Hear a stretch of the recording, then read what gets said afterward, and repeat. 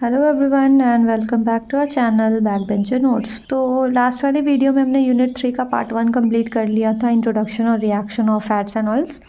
तो ये वाला आज का जो वीडियो है इसमें हम लोग कवर करेंगे सेकंड पार्ट यूनिट 3 का, जिसमें हमें देखना है एनालिटिकल कॉन्स्टेंट्स। ये सारे वीडियोस में जो भी नोट्स यूज़ हो रहे हैं वो सारे आपको डिस्क्रिप्शन में लिंक है, वहाँ पे मिल जाएगा। आप वहाँ से जाकर व्यू कर सकते हो, PDF फॉर्म में वहाँ पे अवेलेबल होगा, तो आप वहाँ से जाकर देख लेना।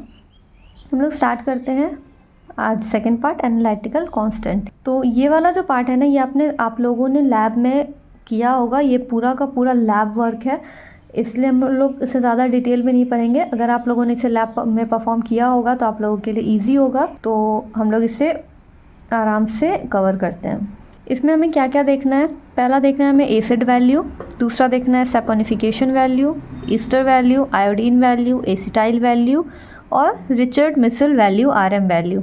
इन सभी के सिग्निफिकेंस और प्रिंसिपल जो यूज़ होंगे वो, क्योंकि ये पूरा का पूरा लैब वाला है, इसमें फार्मूला यूज़ होंगे, इसमें टाइट्रेशन यूज़ होगा। तो अगर आप लोगों ने इसे लैब में नहीं करा होगा तो आप लोगों के लिए डिफ़िकल्ट हो सकता है, और अगर किया होगा तो आप लोग इसे बहुत ईजिली समझ जाओगे। इसे मैं यहाँ पे बहुत लाइट ऊपर से बता दूँगी, क्योंकि ये लैब वाला चीज़ है, वहाँ पे कर रखा होगा। डिटेल में बताने में यहाँ पे समझ ऐसे भी नहीं आएगा, तो हम लोग इसका ओवरव्यू सारे चीज़ों का ले लेते हैं। पहला अर्थ होता है हमारा एसिड वैल्यू। एसिड वैल्यू को हम लोग न्यूट्रलाइजेशन नंबर से भी डिनोट करते हैं। इसका काम क्या होता है? This is used to measure the free fatty acid present in fats and oils. Free fatty acids, किसी भी फैट ऑयल में कितने सारे फ्री फैटी एसिड्स प्रेजेंट है। फैटी एसिड्स मतलब long chain of carboxylic acid, तो कितने ऐसे फ्री प्रेजेंट हैं हम लोग वो डिटरमाइन करते हैं एसिड वैल्यू से। एक चीज़ ये क्यों डिटरमाइन कर रहे हैं? क्योंकि फ्री फैटी एसिड्स जितने ज़्यादा होंगे वो बॉडी के लिए उतना ही हार्मफुल होगा, तो हमें वो डिटरमाइन करना है। प्रिंसिपल क्या होता है इसका? Determine directly by titration the oil, titrating the oil और fat in alcoholic medium against standard potassium hydroxide solution. इसका हम लोग क्या करेंगे? डायरेक्टली इसका टाइट्रेशन करते हैं अल्कोहलिक मीडियम में by using standard potassium hydroxide और सोडियम हाइड्रोक्साइड। प्रोसीजर क्या होगा? हम लोग कोई भी फैट एंड ऑयल जिसका हमने एसिड वैल्यू डिटरमाइन करना है, उसका उस सैंपल का हमने 10 ग्राम लेना है। 10 ग्राम को हम लोग 50 ml मिक्सचर में मिक्स करेंगे, जिसमें कि 95% इथेनॉल और ईथर का इक्वल मिक्सचर होना चाहिए। अगर 10 ml इथेनॉल लिया है तो 10 ml ईथर लेना होगा, यानी कि 50-50% दोनों का प्रेजेंट होना चाहिए। उसमें हम लोग 10 ग्राम अपना ये फैट ऑयल वाला सैंपल मिक्स करेंगे, डिज़ोल्व करेंगे। डिज़ोल्व करने के बाद जब वो एक क्लियर सोल्यूशन बन जाएगा तो हमें उसे टाइट्रेट करना होगा 0.1 m KOH के साथ, 0.1 मोलर पोटेशियम हाइड्रोक्साइड के साथ इसे हमने टाइट्रेट करना है। और टाइट्रेट करने के बाद जो जनरल टाइट्रेशन का पूरा प्रोसीजर होता है वही यूज़ करना है। फिर इंडिकेटर ऐड करना है, कलर चेंज देखना है, और फिर एसिड वैल्यू का फार्मूला लगा के हमने कैलकुलेट करना है।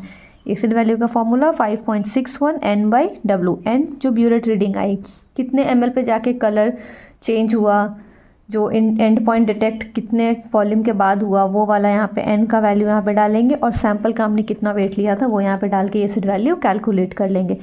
एसिड वैल्यू जितनी ज़्यादा आएगी उसमें उतना ज़्यादा फ्री फैटी एसिड प्रेजेंट होगा, और वो फैट एंड ऑयल उतना ही ज़्यादा हार्मफुल होगा हमारे बॉडी के लिए। सबके सिग्निफिकेंस में वही लिखना है कि हम लोग क्यों करते हैं, वो क्यों डिटरमाइन करते हैं। तो इसका सिग्निफिकेंस क्या हो गया कि हम लोग ने क्यों लिया था फ्री फैटी एसिड्स का नंबर डिनोट करने के लिए कि कितना उसमें प्रेजेंट है।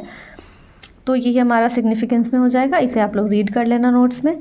सेकंड हम लोग चलते हैं सैपोनिफिकेशन नंबर की तरफ। सैपोनिफिकेशन प्रोसेस हमने पहले भी बताया पिछले वाले वीडियो में। सोप फॉर्मिंग जो टेंडेंसी होती है तो उसे हम लोग सैपोनिफिकेशन प्रोसेस बोलते हैं। तो इसका number, saponification is usually refer to the soap forming reaction of base with fat और ऑयल। किसी भी फैट और ऑयल का बेस के साथ रिएक्शन कराएंगे तो हमारा वो सैपोनिफिकेशन हो जाएगा। ये रहा यहाँ पे इसका डेफिनेशन। अक्सर ये डेफिनेशन में आता ही आता है। तो it is a number of milligrams of KOH required to saponify 1 gram. 1 gram of fat and oil का सैंपल लेने पे कितने मिलीग्राम्स ऑफ KOH चाहिए होगा जो कि कम्प्लीटली सैपोनिफाई कर दे 1 ग्राम फैट और ऑयल को। तो ये होता है हमारा सैपोनिफिकेशन नंबर। इसकी वजह से क्या होता है कि किसी भी फैट और ऑयल में जो फैटी एसिड प्रेजेंट है उसका एवरेज मॉलिक्यूलर वेट को मेजर करने के लिए हम लोग सैपोनिफिकेशन नंबर को यूज़ करते हैं। प्रिंसिपल क्या है? It is a process by which fatty acids और in the triglycerides are hydrolysed by an alkali to give glycerol and sodium potassium salt. ये प्रिंसिपल ऐसे थ्योरी में यहाँ पे लिखने को तो नहीं आएगा, पर प्रैक्टिकल में होता है तो उसकी उतनी नीड नहीं है। यहाँ पे एक ओवरव्यू देख लेना, डेफिनेशन तो पक्का याद रहना, ये जितने एनालिटिकल कांस्टेंट है सबके डेफिनेशंस याद रखने ही है। यहाँ पे भी अब प्रोसीजर देखेंगे, यहाँ पे भी वही करना है, सैंपल लेना है, एक सॉल्यूशन बनाना है, टाइट्रेशन करना है एक स्टैंडर्ड के साथ, और फिर उसमें इंडिकेटर ऐड करके उसका एंड पॉइंट डिटेक्ट करना है। डिटेक्ट करने के बाद उसे फार्मूला में पुट करना है। सपोनिफिकेशन वैल्यू में इसका भी फार्मूला है, डायरेक्ट फार्मूला है 28.05 B माइनस ए। अब ये B और A यहाँ पे क्या है, B और A है। A जो होगा हमारा जितना सैंपल लिया वो, और एक टाइट्रेशन हम लोग ब्लैंक टाइट्रेशन करते हैं, पता होगा लैब में किया होगा, तो उन दोनों का वैल्यू को यहाँ पे डिफरेंस करके हम लोग रेट ऑफ सैंपल से डिवाइड करके हम लोग सपोनिफिकेशन वैल्यू निकाल लेते हैं।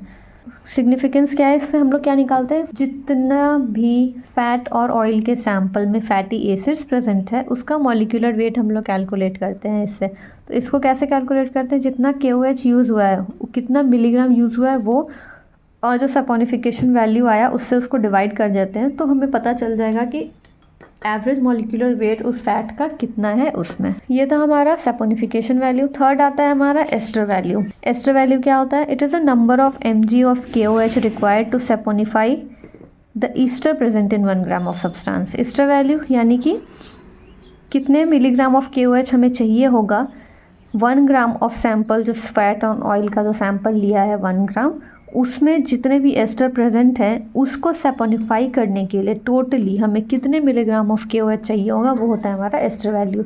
एस्टर वैल्यू क्या है, simply saponification value minus acid value, ये इसका फॉर्मूला है। प्रिंसिपल क्या है, it is determined by titrating the sample of oil and fat in alcoholic medium against 0.5 molar HCl। Titration हम लोग कराएंगे इसका अल्कोहलिक मीडियम में अगेंस्ट 0.5 मोलर HCl के साथ। प्रोसीजर क्या करना है, हमें एक्यूरेटली 2 ग्राम सैंपल लेना है और 25 ml of 0.5 molar ethanolic KOH। अब इस ऊपर वाले सैंपल में जिसे हमने इक्वली वे किया, इसमें हम लोग बॉइल्ड वाटर डाल के रिफ्लक्स कंडेंसर में ऐड कर देंगे और 1 घंटे तक वाटर बाथ में डाल देंगे। फिर 1 घंटे के बाद उसे निकाल के हम लोग उसमें जो एक्सेस अल्कली प्रेजेंट है उसका हम लोग टाइट्रेशन करेंगे 0.5 मोलर HCl यूज़ करके, और फिर उसमें 0.2 ml फिनोप्थलीन इंडिकेटर ऐड करेंगे। सेम ये प्रोसेस जैसे सैंपल के साथ किया, हम लोग उसे ब्लैंक के साथ करेंगे। ब्लैंक वाला जो आएगा वो हमारा B होगा और ये वाला जो आएगा वो A होगा। अब इन दोनों का डिफरेंस करके कैलकुलेट कर लेंगे और फिर उसे हम लोग यहाँ वाले सपोनिफिकेशन वैल्यू निकाल लेंगे, एसिड वैल्यू निकाल लेंगे और उसके बाद हम लोग उसे यहाँ पे पुट करके एस्टर वैल्यू माइनस करके निकाल लेंगे। सिग्निफिकेंस क्या है, it shows the amount of alkali consumed and is easy to identify and differentiate fats with this value. कितना सारा अल्कली उसमें कंज्यूम हुआ है वो डायरेक्टली बताएगा कि उसमें कितना सारा फ्री फैटी एसिड्स या फिर कितने फ्री एस्टर मॉलिक्यूल्स प्रेजेंट हैं। तो इसलिए इसका सिग्निफिकेंस ये है कि हम लोग ये इजीली कैलकुलेट कर सकते हैं उस फैट में कि कितने सारे एस्टर्स वहाँ पे प्रेजेंट हैं। फोर्थ जो एनालिटिकल कांस्टेंट है वो हमारा आयोडीन वैल्यू। तो ये क्या होता है, it is a number of grams of iodine that would add to carbon carbon double bond present in 100 gram of fat and oil. 100 gram of fat and oil एक हम लोग स्टैंडर्ड अमाउंट लेंगे, fat and oil का 100 gram, उसमें कितने gram of iodine हमें require होगा, जितने भी carbon carbon double bond present है उस पर आयोडीन को ऐड करने के लिए कितने ग्राम आयोडीन चाहिए होगा पर 100 ग्राम ऑफ सैंपल। जैसे ये फैट लिया, यहाँ पे डबल बॉन्ड है, आयोडीन मॉलिक्यूल लिया तो ये डबल बॉन्ड यहाँ से हटा और आयोडीन मॉलिक्यूल यहाँ पे ऐड हो गया। तो कितने मिलीग्राम ऑफ आयोडीन चाहिए होगा, जिससे हमें पता चलेगा कि कितना ज़्यादा अनसैचुरेशन हमारे फैट में प्रेजेंट है। अनसैचुरेटेड अच्छा नहीं होता। प्रिंसिपल क्या है, जो भी ऑयल और फैट का सैंपल है इसको हम लोग कार्बन टेट्राक्लोराइड में लेते हैं और ट्रीट करते हैं कार्बन टेट्राक्लोराइड के साथ। अब प्रिंसिपल क्या है आयोडीन वैल्यू का, the oil and fat sample taken in CCl4। Carbon tetrachloride में हम लोग फैट और ऑयल जो भी है उसका सैंपल जो लिया है हमने उसको उसमें डालते हैं और फिर उस सॉल्यूशन को हम लोग ट्रीट करते हैं आयोडीन मोनोक्लोराइड सॉल्यूशन के साथ विथ ग्लेशियल एसिटिक एसिड। बार बार ये चीज़ मेंशन कर रही हूँ यहाँ पे क्योंकि ये लैब वाला चीज़ है, तो इसे इतना डिटेल में थ्योरी में ये नहीं पूछा जाएगा। डिफरेंस ज़रूर आएगा इसका कि इसमें और इस वैल्यू में डिफरेंस क्या है, डेफिनेशंस पक्के आएंगे, फार्मूला आ सकता है, पर प्रिंसिपल प्रोसीजर इतना ये सब पूरा लैब का है। बट हाँ, पैटर्न चेंज होता रहता है, ईयर वाइज पैटर्न चेंज होता रहता है, यूनिवर्सिटी वाइज पैटर्न चेंज होता रहता है, तो इग्नोर कुछ मत करना, ध्यान सब कुछ रखना। प्रोसीजर क्या है इसका, जितने एक्सेस ऑफ आयोडीन मोनोक्लोराइड है उसको ट्रीट करते हैं पोटेशियम आयोडाइड के साथ। आयोडीन मोनोक्लोराइड को पोटेशियम आयोडाइड के साथ ट्रीट करते हैं। फिर इस सैंपल को हम लोग टाइट्रेट करेंगे 0.1 मोलर सोडियम थायोसल्फेट सॉल्यूशन के साथ। स्टार्च सॉल्यूशन यहाँ पे यूज़ होता है इंडिकेटर की तरह। और इसी के टाइट्रेशन के बाद जितना ज़्यादा आयोडीन लिबरेट हुआ है उसे हम लोग एस्टिमेट करेंगे, वो हमारा ए वैल्यू हो जाएगा। फिर ये सेम टाइट्रेशन हम लोग ब्लैंक के साथ करेंगे, वो हमारा बी वैल्यू हो जाएगा। फिर हम लोग आयोडीन वैल्यू का जो फॉर्मूला होता है 1.269 b minus a by weight of sample यहाँ पे डाल के आयोडीन वैल्यू निकाल लेंगे। सिग्निफिकेंस क्या है, iodine value is the measure of amount of unsaturation, कितना ज़्यादा अनसैचुरेशन यानी कि डबल और ट्रिपल बॉन्ड प्रेजेंट है किसी भी फैट ऑयल सैंपल में, वो हमारा डिटेक्ट होता है आयोडीन वैल्यू से। Unsaturated lipids are more susceptible to rancidity, यानी कि जो अनसैचुरेटेड लिपिड्स होते हैं यानी डबल और ट्रिपल बॉन्ड कंटेनिंग जो लिपिड्स होते हैं वो ज़्यादा ससेप्टेबल होते हैं रैंसिडिटी के, यानी कि वो ईजिली ख़राब हो जाएगा, फाउल स्मेल और टेस्ट उसमें से आएगा। इसलिए आयोडीन वैल्यू कैलकुलेट करना इम्पॉर्टेंट होता है। फिफ्थ आता है हमारा एसिटाइल वैल्यू। एसिटाइल वैल्यू क्या होता है, it is the milligram of KOH required to acetic acid liberated by hydrolysis of 1 gram of acetylated sample. कोई भी एसिटाइलेटेड सब्सटेंस है उसका हमने 1 ग्राम का सैंपल लिया, उसमें हम लोग देखेंगे कि कितने मिलीग्राम ऑफ KOH रिक्वायर्ड थी एसिटिक एसिड जो लिबरेट हुई इसके हाइड्रोलाइसिस के बाद। तो ये होता है हमारा एसिटाइल वैल्यू। प्रिंसिपल क्या है, इसे हम लोग सैपोनिफिकेशन वैल्यू के थ्रू डिटरमाइन करते हैं। अगर सैपोनिफिकेशन वाला प्रोसेस याद है तो कुछ उससे ही है। प्रोसीजर क्या है, 10 ग्राम सैंपल लेंगे, उसे बॉईल करेंगे हम लोग 20 ml ऑफ एसिटिक एनहाइड्राइड के साथ 2 आवर्स तक, ठीक है। उसके बाद उसमें हम लोग 600 ml वाटर ऐड करेंगे और फिर बॉईल करेंगे 30 मिनट्स तक। फिर सेपरेट करेंगे एसिटाइलेटेड प्रोडक्ट को, उसको वॉश करेंगे। उसको वॉश करने के बाद उसका सैपोनिफिकेशन वैल्यू निकालेंगे और सैपोनिफिकेशन वैल्यू एसिटाइलेटेड सब्सटेंस का निकालेंगे। फिर सैपोनिफिकेशन वैल्यू हम लोग सिंपल सब्सटेंस का निकालेंगे जो ए वैल्यू होगा और वो बी वैल्यू होगा। फिर यहाँ पे जो एसिटाइल वैल्यू है उसके फॉर्मूला में डाल के हम लोग उसका निकाल सकते हैं एसिटाइल वैल्यू। सिग्निफिकेंस क्या है, measure of hydroxy acids present in lipids. Acetyl value जितनी ज़्यादा होगी उतनी ज़्यादा उसमें फ्री फैटी एसिड्स प्रेजेंट होंगे। फ्री फैटी एसिड्स जितने ज़्यादा प्रेजेंट होंगे बॉडी के लिए उतना ही हार्मफुल होगा। तो इसलिए उस फैट एंड ऑयल जो सैंपल लिया है हमने उसका हमें एसिटाइल वैल्यू भी कैलकुलेट करना उतना ही इंपॉर्टेंट होता है जैसे जितना कि बाकी होता है। फिफ्थ और लास्ट जो है ये काफ़ी इम्पॉर्टेंट है, एग्ज़ाम में लगभग हर बार आया ही है ये, रिचर्ड मिसल नंबर या फिर इसे हम लोग RM वैल्यू भी बोलते हैं। It is defined as the ml of 0.1 normal KOH required to completely neutralize the soluble volatile fatty acid distilled from 5 gram of fat.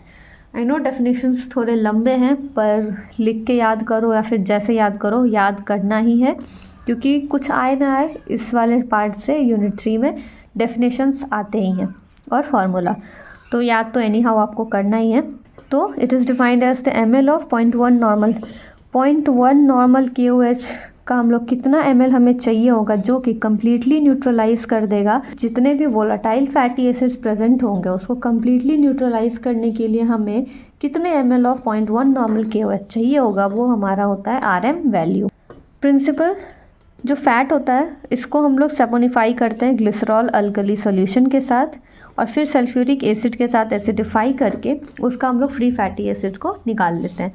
Procedure क्या है, जितने भी फैटी एसिड लिबरेट हुए हैं उसको स्टीम डिस्टिलेशन के प्रोसेस में डालते हैं, जिसके बाद जितने भी वोलाटाइल फैटी एसिड्स होते हैं वो बाहर आ जाते हैं, जिसे हम लोग कंडेंसेट बोलते हैं। अब क्योंकि स्टीम डिस्टिलेशन से ये कंडेंसेट हमें मिला है, हॉट होगा, इसे हमें कूल करना होगा। कूल करेंगे, कूल करने के बाद जितने वोलाटाइल फैटी एसिड्स होते हैं वो फ़िल्टर कर लेंगे। फ़िल्टर और सेपरेशन के बाद उसे हम लोग वॉश करेंगे। वॉश करने के बाद हमें वाटर सॉल्यूबल और वाटर इनसॉल्यूबल फैटी एसिड्स हमें मिल जाएगा। जो वाटर सॉल्यूबल फैटी एसिड्स होते हैं उसे हम लोग टाइट्रेट करेंगे अल्कली के साथ, जो कि हमें RM वैल्यू देगा। वाटर इनसॉल्यूबल वाले का टाइट्रेशन नहीं करना है, वाटर सॉल्यूबल वाले फैटी एसिड्स का हमें टाइट्रेशन करना है, जो कि बाद में हमें RM वैल्यू देगा। तो 5 ग्राम हमने फैट का सैंपल लिया, उसका हमने हाइड्रोलाइसिस या फिर डिस्टिलेशन कराया, जिसके बाद हमें वोलाटाइल फैटी एसिड मिले और नॉन वोलाटाइल फैटी एसिड मिले। वोलाटाइल वाले का हमने वोलाटाइल वाला जो था वो सॉल्यूबल था, तो हमने किसका टाइट्रेशन करना है, सॉल्यूबल वाले सैंपल का। तो सॉल्यूबल वाले जो थे उसका हमने 0.1 नॉर्मल KOH के साथ टाइट्रेशन कराया, न्यूट्रलाइज कराया। तो यहाँ पे वो टाइट्रेशन वाला प्रोसेस करना है। इसका एग्जांपल होता है butter. RM value is less than 1 for more than other. जितने भी एडिबल ऑयल्स होते हैं उसका RM वैल्यू 1 से कम होता है, इसलिए वो बॉडी के लिए ठीक होते हैं, हम लोग कंज्यूम कर सकते हैं। बटर जो होता है उसकी RM वैल्यू होती है 25 से 30, काफ़ी ज़्यादा है। एडिबल ऑयल से तो काफ़ी ज़्यादा है। प्रिंसिपली जो सिग्निफिकेंस है RM वैल्यू का वो बटर में यूज़ होता है, कि एनालिसिस करना, उसका एस्टिमेशन करना बटर का, जनरली बटर वाले केस में यूज़ होता है RM वैल्यू। तो ये थे हमारे 6 एनालिटिकल कॉन्स्टेंट्स जो पूरा लैब वर्क पे था। बहुत लोगों को समझ नहीं आया होगा अगर लैब परफॉर्म नहीं किया है, पर हाँ अभी बोलूँगी डेफिनेशंस जितने थे इसमें 6 के 6 डेफिनेशंस बहुत इंपॉर्टेंट है। ये हाईलाइट करके मैं नोट्स में डाल दूँगी, वहाँ पे यही नोट्स वहाँ पे होंगे, इसमें मैं हाईलाइट कर दूँगी, वहाँ से आप लोग याद कर लेना। सबसे ईजी वे में यहाँ पे मैंने डेफिनेशन मेंशन करा है। जितने जगह जाओगे अलग अलग डेफिनेशन मिल सकते हैं, पर वैल्यू तो वैल्यू ही रहना है। तो इसलिए ये डेफिनेशंस जितने 6 के 6 उसे याद कर लेना, बहुत इंपॉर्टेंट है। तो मिलते हैं हम लोग नेक्स्ट वीडियो में जहाँ हम लोग यूनिट 4 स्टार्ट करेंगे। तब तक के लिए थैंक्स फॉर वॉचिंग।